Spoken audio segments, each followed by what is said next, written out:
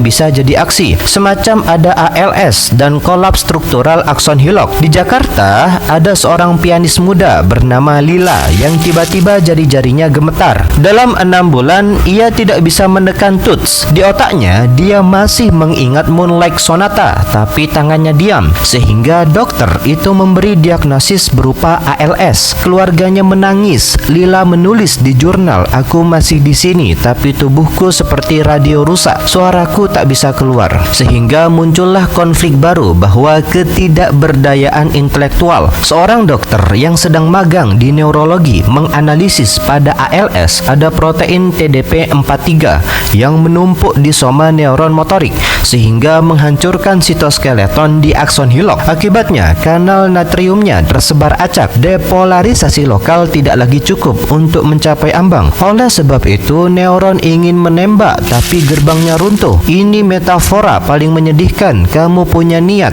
visi, cinta, tapi tidak punya mekanisme pemicu untuk mewujudkannya. Solusinya apa? Semacam ada dignitas dalam keterbatasan. Nah, meski tidak bisa disembuhkan, dokter tersebut membantu Lila menggunakan eye tracking communication system. Tapi yang lebih penting, ia mengajaknya memahami. Jadi, Lila, akson hilokmu rusak, tapi kemauanmu tidak. Dan kemauan itu tetap ada di otak dan hatimu. Bahkan jika tubuhmu tidak bisa menyalurkannya, itu tetap berharga. Nah, Lila mulai mengajar musik via Zoom, hanya dengan mata dan suara. Ia menulis, "Aku tak bisa main piano, tapi aku masih bisa membuat orang merasakan nada." Dari studi kasus tersebut, nilai tambah dan insight-nya kita semakin luas, teman-teman. Cara berpikir kita semakin kokoh bahwa aksi itu bukan satu-satunya bukti keberadaan. Niat yang utuh tetap suci meski tidak terwujud. Lalu, keyakinan kita semakin baru bahwa kemanusiaan itu tidak diukur dari gerak otot, tapi dari kemampuan mempertahankan makna di tengah kehancuran.